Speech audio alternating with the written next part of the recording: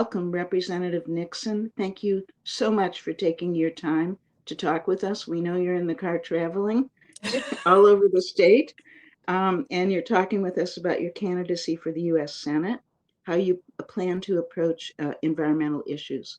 And thanks everyone for joining us today. My name is Judy Freiberg. I am president of the Democratic Environmental Caucus of Florida.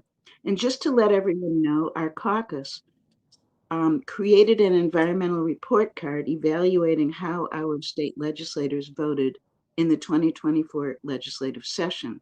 Representative Nixon earned an A grade and earned an endorsement by the Democratic Environmental Caucus of Florida for that reason.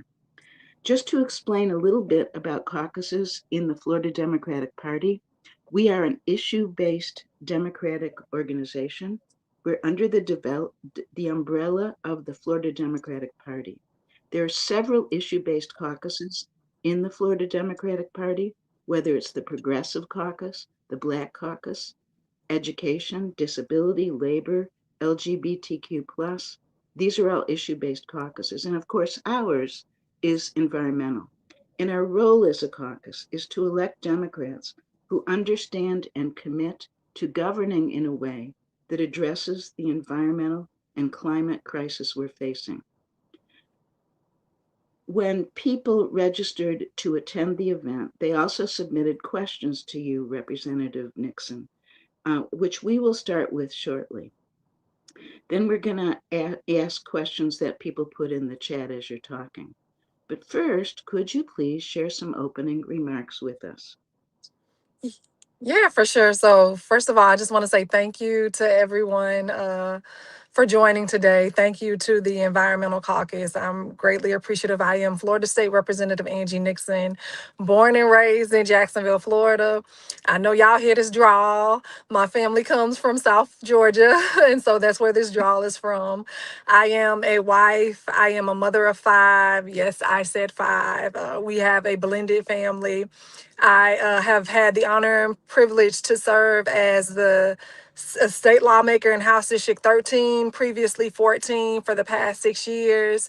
I am known, quite frankly, as the biggest pain in Ron DeSantis's rump. I'm hoping to move on to become the biggest pain in Donald Trump's rump as well. But I decided to run for United States Senate after having spoken with thousands of Floridians all across our state. Floridians who are stressed out, continually having to work hard, harder than they've ever had to work, and still with no relief in sight because of the rising cost, just frankly, to be alive, right?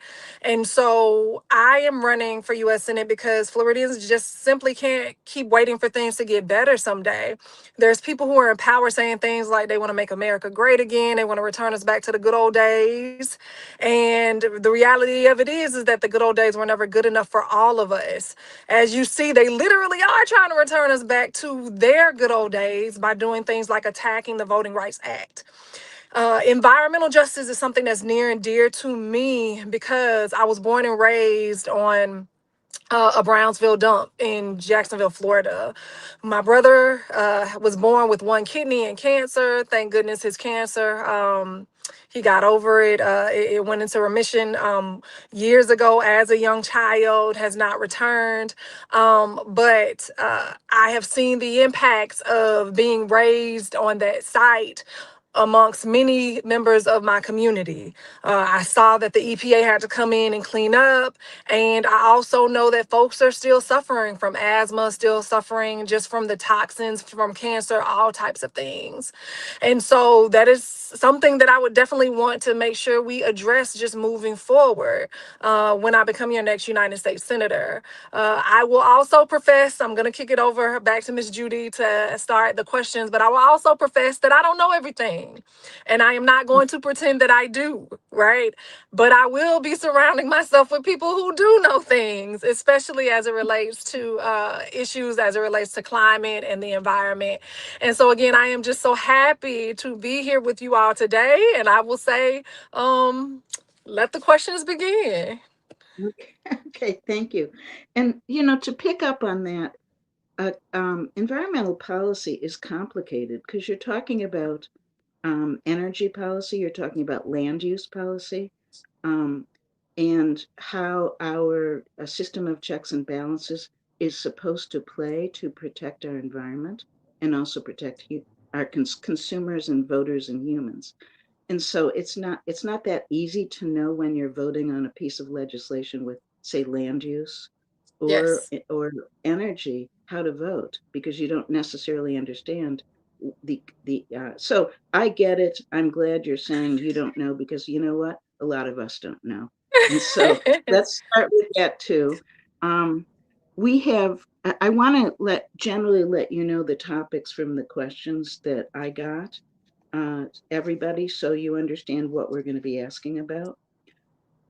People are concerned about the Everglades and the threats from the detention center and the sugar industry, the high cost of homeowners insurance, which of course involves insurance regulation, resiliency, and climate change, overdevelopment. Some people talked about Split Oak, which is a development and a highway proposed to be built right through the wildlife corridor. Mm, Um, Campaign financing, who do you take money from? Water pollution, financial regulations, environmental justice issues that you talked about, at data centers, and transportation, revising our transportation policy. So, to start out, all of those relate to the US Supreme Court and reforming the US Supreme Court because no matter what you do, if a lot of the protections that we need to implement relate to the strength of environmental agencies, and this hmm. Supreme Court has gutted the authority of environmental agencies. Right. Um, and it relates to the voting rights. The attack on Black and Brown communities being able to vote directly relates to how much power they have to deal with the environmental justice issues, etc. So, as U.S.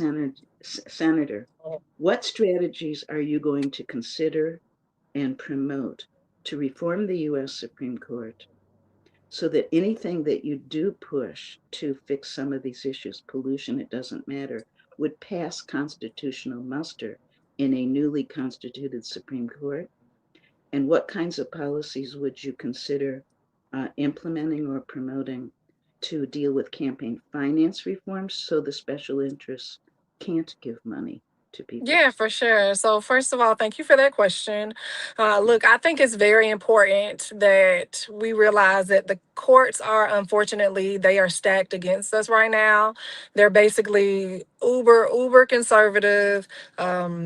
They are also more beholden to corporations and their interests. And I think it's important that when Democrats come into power, and when Trump is gone, because we don't want to do this while he's there, right? Like, I think it's really important for us to look at expanding the courts so that we can make sure that a Democrat, and I will say hopefully a non-corporate Democrat, because let's be real, honestly, there are a lot of corporate Democrats that oftentimes side the way that some of these conservative Republicans some of the things that they push. We need to look at really like expanding the courts, right? So that they can do the right thing, right? As it relates to finances in politics, removed from politics. I am not accepting any money from Citizens United. Let me be clear. First of all, if you look at my track record, despite wherever I've got money from, I have voted always in support of people, always in support of the environment, right? And I will, if people want to bring this up though, I did accept one check from FPL's folks, and I turned around and voted against them and wrote an op-ed alongside Representative Escamani, then Representative Carlos Guillermo Smith, as well as Representative Travaris McCurdy, like lambasting them about how they negatively like affect their ratepayers and how they are like doing horrible things for the environment. So I want to be clear, like I am only beholden to the people. However, I am not accepting any money from any corporate PACs. I am only accepting money from organizations that work with people that work in the environment, that are for criminal justice reform and those types of groups. But I do think we definitely need to overturn United. I do think that we also need to look at actually like limiting the amount of money that folks can actually donate, period, right? Like, because sometimes people have more they're able to reach out to more affluent folks who can what I can say, like bundle and that type of thing, and that kind of like forces some of the people who are just really like grassroots candidates and that type of stuff to kind of still be boxed out. Again, it's not just the Republicans that are the problem. There are corporate Democrats that are the problem as well. And the entire system needs to be reformed. And so we really need to start electing people who come from the people, who have shown up constantly and consistently, and who have a background of like standing up for the right things always. Thank you very much. And just so you know, we have in the summer at some point, maybe June or July, we will be starting this conversation nationally. Our caucus is going to take the lead, but caucuses from all over the country are going to co-sponsor it, including the DNC Climate Council. And we will be discussing all the strategies that we can possibly implement to really get money out of politics and Mhm. restore voting rights for people, and reform the Supreme Court so there's no conflicts of interest, as you say. And Correct. so, just so you know that, look for that coming Thank up. you. Thank you. And I think it's really important too, to your point, Miss Judy. I just want to let Mm, folks know I am the only Democratic candidate in this primary that has spoken out against the attacks on the Voting Rights Act. And so I want to highlight that again. I am the only candidate actually in the entire race, as Democrats, Republicans, whatever, who has spoken out against these attacks on the Voting Rights Act. okay, thank you. And then I won't ask you the next question which was came from John Yost, who's actually our chapter president in Okaloosa. How are you financing your campaign, et cetera? Because you already answered that. So let's get on to the next question, which are a number of them concerned with water quality. And I'm going to start with the Everglades. There's two questions on how would you use your national, um, your position in the Senate to protect this person. This is Dottie in Madison, Florida. Protect the river of grass, um, and to get rid of the detention center and protect what's left of our precious natural heritage. And then Gary in Miami-Dade said, how do you plan to address the role of the sugar industry as the greatest obstacle to Florida Everglades restoration? Okay, so let me take the first one, and you may have to re-ask the second one.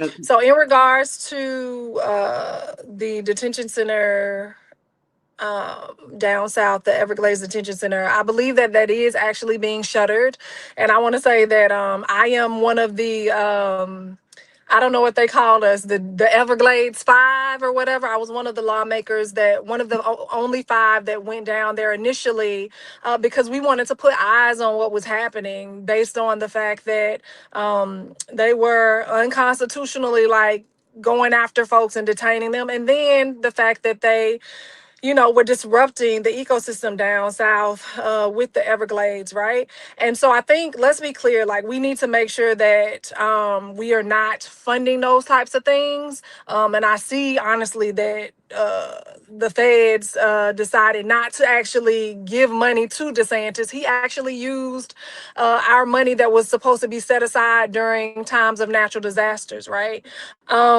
But as it relates to that, I think it's important. Like we have the power of the purse, right? Like being in Congress and those types of things. And so we need to hold up funding when they are not doing things that are like the right way, right? And so I think that's really important. And so so that is what I would do as it relates to like the Everglades and demanding that it is shut down, and which is it is about to be shut down. It was open. It was open one day too, like just too many days too long. It shouldn't have been open in the first place. And as it relates to just to water quality, look, y'all, I think it's really important that we work to actually like reduce like all the toxics and the nitrates in our local water supply. It's going to really require us to make some major investments in our wastewater infrastructure, in our stormwater infrastructure, and we need to like really make stronger environmental standards, like create stronger environmental standards and actually a long-term commitment to protecting public health in Florida's waterways. And so I know that these failing septic tanks are still an issue across the state. And they're leaking like all of this nitrogen and everything into our rivers, the estuaries, and the springs. And so we need to make sure that we are fully funding programs that actually phase out these septic tank systems and that type of stuff. Because if we don't, it's going to threaten tourism, which is going to threaten jobs, right? It's also going to damage ecosystems. And I know, like, I'm from Northwest Jacksonville, and we have, y'all know Jacksonville, it's rivers all up and through Jacksonville, rivers, lakes, springs, Yeah. like everything. And so we need to make sure there's a lot of people that fish, right? They fish to like to eat, and then you got to eat to live. And so we really need to look at phasing those septic tanks out, and also like providing grant funding for folks who can't afford to like tap into the city's water and sewer and that type of stuff. And then, you know, also like doing what we need, partnering with our river keepers and things like that to actually help clean up the area, and also like really educate people about what's happening, right? And also like about utilizing fertilizer and all that thing. People don't know, right? Like honestly, they don't know. And so I'm happy to let you all know that I've already been partnering with groups like the Sierra Club. I don't know if y'all know, but I own a bookstore and a community hub. And so like we bring the Sierra Club and different area nonprofits. We've partnered with the St. John's River Keeper as well on education to educate the community about what they can do to help improve our environment and things like that. And I'm sorry, what was the second part of the question? Okay, well, the second part of the question, I'm gonna go to, it's about, I'm sorry, it's about the sugar industry. Yeah. And there's two parts to that, and which you're gonna like. So one is, um, the sugar industry is an obstacle to Florida Everglades restoration, but it's also an obstacle to communities that live near it who because of sugarcane burning. And so one of the things I wonder about is how, I mean, we do have to bring back the EPA, the functioning Mm-hmm. of the EPA, I Yep. would think. Um, but how would you talked about one thing, which is good, which is purse strings. But secondly, like, why would you spend a lot of money restoring Yeah. something So and yeah, letting we it get definitely need polluted? to. Yeah, Yeah, we definitely need to fully fund the EPA, give them their money back, and also like allow them to actually enforce what's on the books. Too yeah, oftentimes they don't do that. Look, y'all, I don't believe we need to continue to like we really need to like find the sugar industry in regards to that, because they are like messing up the air quality and everything. And so if you find them enough, they will do right. And then like if they don't respond to these fines, we just need to be able to like shut them down at the end of the day, right? And so I think that's really important. I am concerned about like the air quality. Listen, there have been some fires recently in North Florida, and I can only imagine just based on that and the fact that what they do down south when they're burning, you know, all the plants and everything, like how that can negatively impact people. All my kids have asthma, and I think like that is unfortunately because of where they grew up, which is Northwest Jacksonville, where there is a lot of companies that emit pollutants into the air, right? And so if these folks were fined, they wouldn't do that. And I mean fined heavily, right? And if we actually would allow the EPA to do their job before they got all these cuts, right? Like if we allow them to do their jobs, then this wouldn't happen. And so we got to have really, really strong regulations. And we also got to move towards ourselves as far as these companies with these utility companies. We got to move them to more renewable energy like solar, as well as like wind, and not just nuclear plants and fossil fuels. We need to make sure that there's a concerted effort and push towards that. And also, like, we need to take big money. We can't keep providing subsidies for companies in the fossil fuel industry. Like, we should be providing subsidies for renewable energy, for again solar and wind, like the creation of more green jobs and that type of stuff. I do support the Green Deal, and so that is what I would say in regards to that. Okay. Let's see. So let's keep going to homeowners insurance, resiliency, climate change. Patricia in Okaloosa has two questions. One is that I think tie into our climate change, our climate disaster, and insofar as disaster relief and recovery policies, and she also she and real estate development policies, land use policies. So how do um, she says insurance for auto and homeowners is too expensive, and she says rampant development in Florida.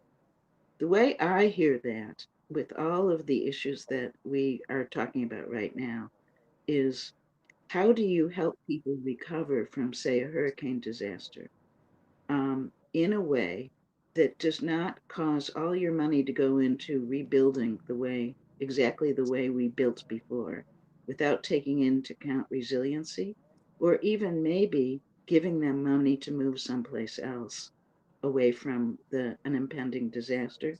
How do you do that? How do you recover homeowners insurance so that it's useful and it works, when you also need uh, taxpayer subsidies through FEMA, through the Army Corps of Engineers, through all those agencies? These are all federal agencies.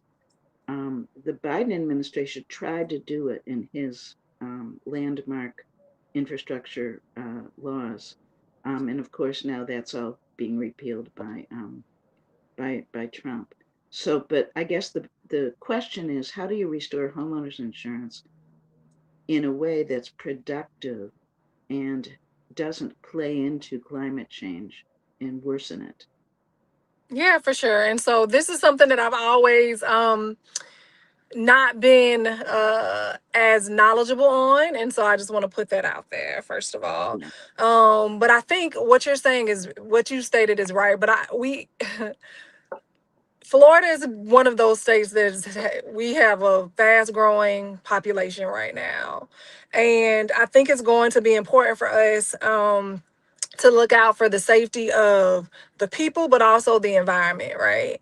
And so if there is ways in which we can make sure that we are funding more conservation in areas where it previously was developed and may have had really bad storms and homes have gone down and that type of stuff, where we can buy up those properties and like we can actually use it in a more just for the people, right? Like to make it a place where, I don't know, making parks like that aren't producing a lot of runoff and that type of stuff in lieu of like building homes, right? So allowing the urban planners to just plan around that, right? I think that needs to happen. I think we need to make sure that we have fully funded public options and look towards some of the things that they do out west, especially. I ain't gonna get really like into it because again, like that is not like my area of expertise as it relates to just like these fully funded public options. But I do know the cost of property insurance is very expensive because your girls just doubled this past year and they kicked me off Citizens, and so I want to lift that up. But also, like, at the end of the day, I don't think we would have the problem that we have here in the state if it were not for the fact that the person that reformed and wrote policy around property insurance actually worked for an insurance company. And so Senator Leek now. He was a state rep while I was when I first started out over in the House. And so we need to hold them accountable. If y'all are like trying to come do business here, like we need to make sure that those rates are affordable. If you're gonna do business, if you're gonna do car and auto here, you need to be able to do home property insurance as well. And we need to put more regulations in it in regards to like making sure that they are able to actually pay out when people file claims. They like to slow walk claims, the claims process, right? And so those are some of the issues. But as it relates to that, I'm just gonna say we need to try to buy property as much as we can, to and then not allow folks to build in areas where we know may be underwater soon. Like, I mean, I believe in science. I know that they said there are going to be some parts of Florida that are underwater by 2050. It doesn't make any sense for us to be building over in those areas. And so we need to allow home rule as it relates to, because the state, we don't necessarily know like each individual municipality and county, like what's going on there. And so we need to allow these local governments and municipalities to decide where folks can actually build, because if not, we're going to be faced with people's homes falling into the water. And that is not good for the homeowner. And it's definitely not good for the environment. Well, okay, that sounds good. And every single thing you touched on, we're going to have a webinar on. In our webinar, it's all on, and we're going to call it overdevelopment. But the issue is land use policy. And here's the deal. Mm-hmm. Um, we recognize that we are in a culture where land use policy is based on growth and profit. And there's another type of policy, um, which is called smart growth. There's Mm-hmm. Yep. a fellow who is president of our Broward chapter, which I think Kim is still on here. She's in that chapter as well. Richard Grosso, who is a land use lawyer, an environmental lawyer. And so, and he's given me a whole lot of information so I understand it. We want to pass all this information on to every single Democratic candidate running in the state of Florida so that so everybody can understand that. And to fix it, you're absolutely right. We have got to restore our regulatory agencies and get the conflict of interest out of these agencies, whether it's the insurance regulatory agency or the Department of Environmental Protection, doesn't matter which agency it Right. is. It's rampant with, so you're absolutely right. Thank you very much. So next, oh boy. With respect to that, there's an environmental justice issue that you can do something about in the Senate. And that is the formulas that FEMA and the Army Corps use to help low income people restore their homes are quite discriminatory. I don't know if you're aware of that, but it's sort of like redlining. It means that they will give money to people if the cost of repair isn't, I think it's 50% or more than the value of the home.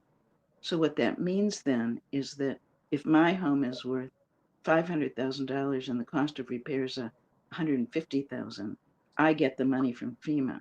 If I take my house and stick it in an environmental justice community and it goes down in value to $200,000, they won't restore my home.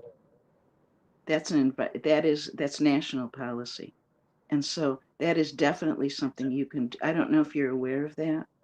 I Um, was not but aware of that, but I must say that I'm not surprised, right? yeah, I'm not surprised at all, especially I oftentimes when hurricane season comes, I go out and I help with a lot of the cleanup and all the things. And there's a specific neighborhood, Ken Knight, in Jacksonville that is right by, what river is that? It's near by I think it's the Rebault River.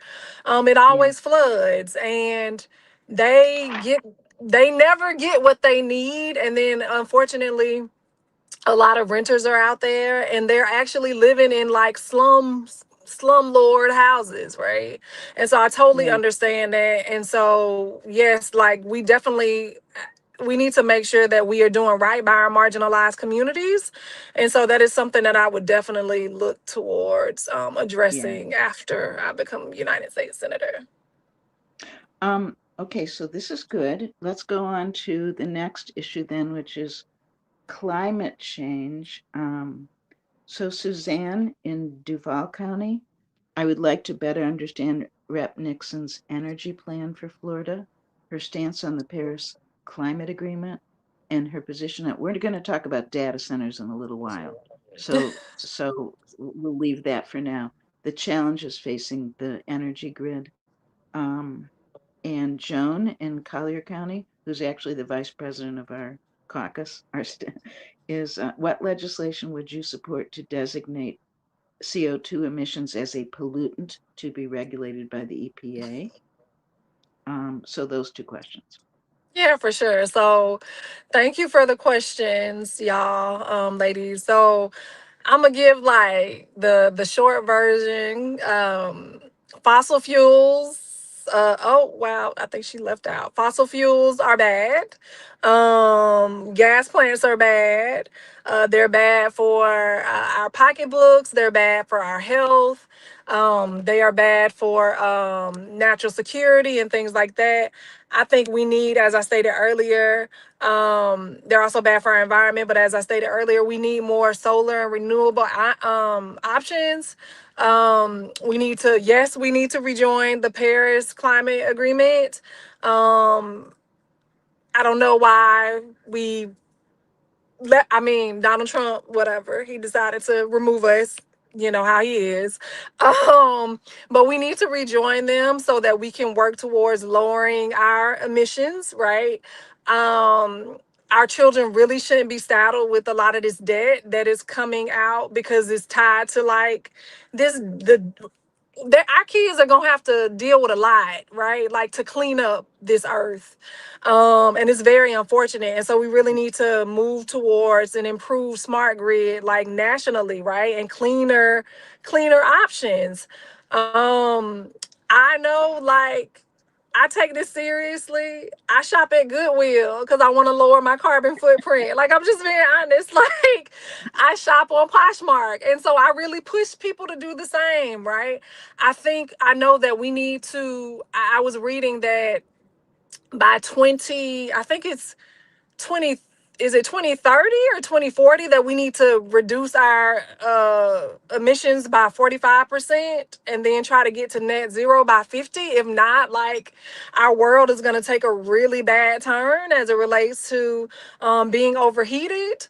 And so like again, we need to enforce, like we need to put some strong regulations on the books and then we need to enforce them. The problem is they don't enforce it. And then we need to find these companies and then shut them down. Like that's what needs to happen. And they can't say that we can't do it. Like we can, and we can incentivize these companies to go green. Like period. It's not hard, but they make more money right now off fossil fuels. And so we cannot continue to allow them to get subsidies. We cannot keep subsidizing fossil fuels and just all the things. So that's what I would say and how I would Very operate along those thank lines. you. Okay, so now let's get to data centers because I will tell you, I don't, Are you most talking, Democrats, Judy? Uh-oh. Let me uh-oh, let me you, leave and come back. I can hear you can't Kim. hear me? Let me leave it. Um, Do you want me to leave and come back? It's, no, it's me. It's me. I can't hear Okay. Judy. I can relay the message, Judy, if you want. She's Yeah. asking about data centers, Okay, and so Okay. Kim, Yeah. so I'm Data going to tell you centers, the I am for a moratorium on them right now. They I voted for, I know Ron DeSantis just signed a bill in regards to data centers that has really strong regulations on it based on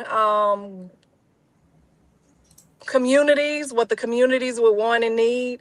And so like I signed, I was kind of I had to side eye to make sure that it was a good bill before I signed it. I was asking a ton of questions because I was really concerned about the fact that these data centers are popping up in low income communities and rural communities.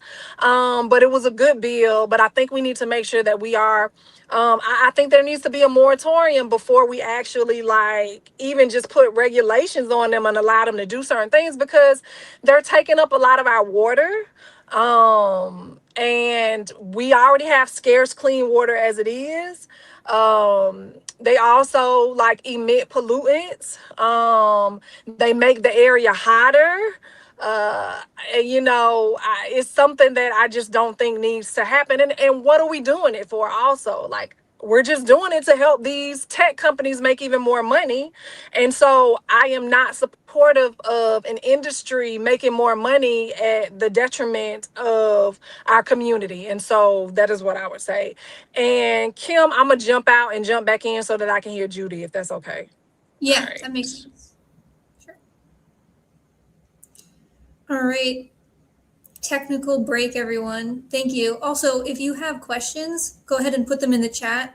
I think around this time, we're going to start taking the questions from the chat. Here's Judy again. So is this any better? I can hear you. Okay. Representative Nixon is coming back in. She went out and she's going to come back in to see if that helps. Okay. I think it was me, not her, but that's okay. All Can you right. hear me now? I can. Oh, good. Okay. I think it was my fault. I'm just saying. Okay. Thank you, data centers, right? One of the things I wanted to talk about was SB 484 that got passed in the last session, and the Tell me what only that one protection, is. yeah, the only protection that it was on data centers, the only protection Okay. it did was to cause data centers not to be passed, or the cost not to be passed on to consumers. It didn't create the criteria for environmentally safe data centers, which there probably Right. is not possible. But it also didn't even address the cost issues being passed on to consumers because our Public Service Commission is so dominated by special interests. And it's basically the public, it's basically FPL and those that are going to be administering these. So if you I don't know if that's just a comment or if you want to say something else about what So you yeah, would do. so I think it's just really important. We are in a super minority in the state house. And so even though we asked for amendments and asked them to update the specific policy, they only gonna do so much. They try to make it seem as though they actually care about the people, but y'all know they don't. And so in regards to it, like I stated, I believe there needs to be a moratorium on them. I do support Senator Sanders's and Rep AOC's moratorium on data centers. And so that is what I would be supportive of if I became a U.S. Senator. Okay, thank you. Because if I remember correctly, the guy that runs the Florida House didn't felt it was the federal government that should be imposing those criteria and those standards. So then do it. That's fine. Exactly. Yeah. All right. So the next one is from Dr. Johnson and Osceola. And this is really a good one. It's on transportation and the entire changing transportation. It's an environmental justice issue. It's a clean energy issue. There's so many issues here. So what could you do on a federal level to prioritize sustainable transportation options, public transit, cycling, eco-friendly technologies and vehicles, infrastructure, encourage land use planning that reduces travel distances, promotes walkability, assessing environmental impacts through comprehensive studies before project approvals. Um, he goes on. He's obviously someone who should be on your committee because he has a I whole was list of about to policies. say, Yeah, listen, I right. was gonna say, actually surround myself with someone who is like supportive of Yeah, smart transportation. yeah.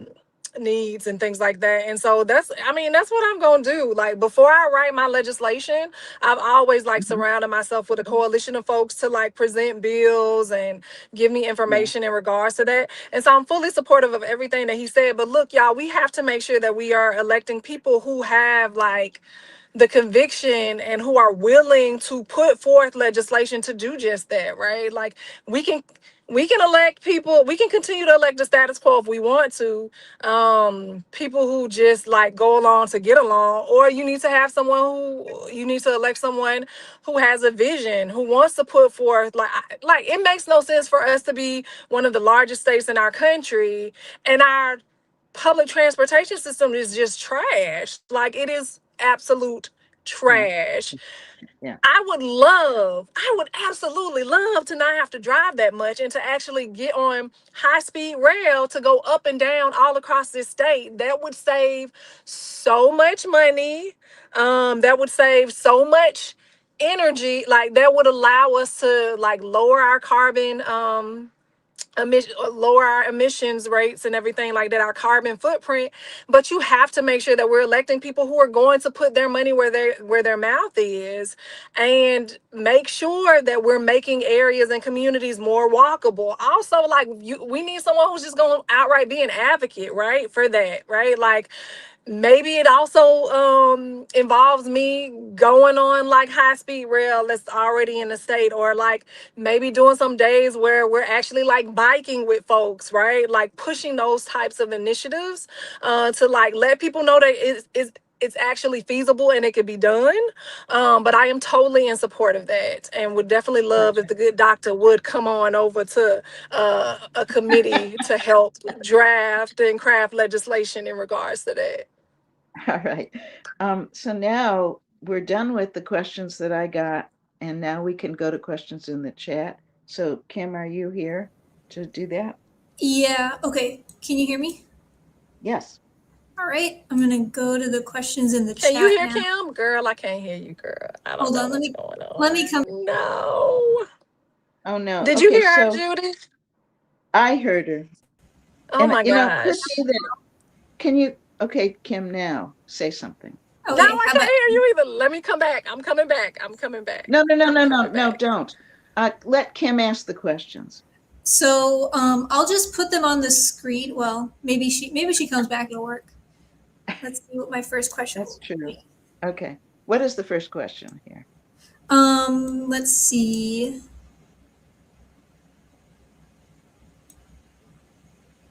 Let's see. We have some questions that I think. All right. Can you hear me now? We had some questions about renewable energy and AI data centers, which I think you answered. Maybe I'll come back to those. If you put more, if you want, if she didn't answer your question, if you want to ask it again, go ahead and put it in the chat. Here's my question. I hope that's okay. That's okay. Oops. Why is my Angie, can you read the question on the screen? Yes, it says, how could you as a U.S. Senator help stop the destruction of natural lands, wetlands, springs, and the Florida wildlife? Corridor. No, I heard that sound. Sorry, yes, the Florida Wildlife Corridor. 100 acres of land are currently down every day in Florida. Look, we got to make sure that we are funding conservation, right? Like, and not, I don't understand. Like, we even need to go out. We even need to maybe sometimes sue the state of Florida. The fact that we had Ron DeSantis, who was about to allow these folks to buy, like, to be able to turn and convert some parks into golf courses and all that stuff. Like, that's absolutely ridiculous and absurd to me. They need to find the state of Florida for that, and not allow it. Like, at the end of the day, it just needs to be a lot of regulation and enforcement, and we got to make sure that we have people there that are going to enforce. We got to fully fund the EPA and make sure that we are allowing them to enforce what happens, that's already on the books, or also put forth legislation that does not allow this to happen. And then again, like some of these companies, they don't get fined enough. And so they also just need to be shut down. And we can do that if we need to. We just got to do it. Okay. All Kim, you have right. another one? Here's one from Oh my Doris. gosh, yes. Do you support OSHA issuing a federal heat protection standard for outdoor workers that would apply in states like Florida that had preempted local action? Yes. I've actually, I'm sorry, this pisses me off a lot. And the reason it pisses me off a lot is because I know that they have not done anything around this, particularly because a lot of the immigrant community are the ones that do a lot of this outdoor work, particularly on roofs. And it is very racist and xenophobic, right? And it is also because they only care about making money. The fact that I believe there was a young boy, not here in Florida, but like up north, that like hurt himself and fell off a roof and like had a heat stroke and all that stuff. And I'm pretty sure that there have been people who have been working on roofs here in the state of Florida that have suffered from heat strokes. My brother has suffered from a heat stroke before. He didn't work on the roof, but he did work outside. And so this is a problem for me. And I'm so pissed that the state of Florida preempted different municipalities from Yeah. passing ordinances as it relates to heat protections. And so we need to, on the federal level, we need to preempt the state governments from preempting local governments from allowing to pass these types of ordinances. And so I would push forth a standard where they have to be able to take water breaks. How can you not allow people who have been outside on roofs to be able to take a water break? What type of person and corporation do you have to be? That illustrates that you only care about your bottom line and you don't care about the people that are keeping you in business. So yes, Doris, I'm sorry. I'm very passionate about that. All right, thanks. Here's the next one then. Are you familiar with DeSantis blocking Yes. federal? Yes. Am I familiar? I'm sorry. Oh, I'm sorry, y'all. Oh, Lord. Yes, because I was on that committee. I believe it was one of them was a state affairs committee. So are you familiar with DeSantis blocking federal? Oh, well, no, blocking federal Navy funds that would have made it easy and accessible for businesses across Florida to build EV infrastructure.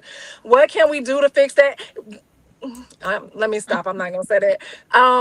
Make sure that you elect a governor who cares about lowering our carbon footprint and who cares about building out uh infrastructure as it relates to electrical vehicles and things like that. And we also like preempted local governments from allowing them to demand that different companies that build like land usage and that type of stuff be able to demand that they have so many like charging stations and that type of stuff. And so again, like y'all gotta get a better governor and better state reps and state senators to make sure that they're doing the right thing.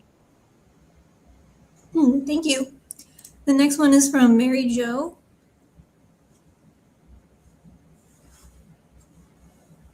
Did Angie already say which committees she would try to get on and why I did during not. I did not. I definitely want to get on some type of education committee. And being from Florida, agricultural or some type of committee that relates to the environment and that type of stuff. So yes, but definitely education. Y'all heard me. I got 5 kids. 5 kids. And so and also if we educate, make sure that we're educating our children properly, they will really like take into consideration what we need to be doing to improve the environment. So And also, Um, there's no questions on agricultural, sustainable agriculture. Right now, we're getting some people together to create an environmental platform on those issues, so that we can discuss that and have coherent policies around that. But so I'm sorry. Go ahead, Kim. I think I just have one more. I think you've answered all the other questions people have had. This one says, big companies figure in fines as part of doing business. How do we work around that? make even bigger fines, and then like I stated, like shut them down, pull some of their like not necessarily not certificate, some of their licenses and stuff like that, and like shut them down. I mean, that's what we got to do. I have witnessed them shutting down companies that I didn't think, like the state has shut down companies when there were bad actors for certain things, and I didn't think that they could do that.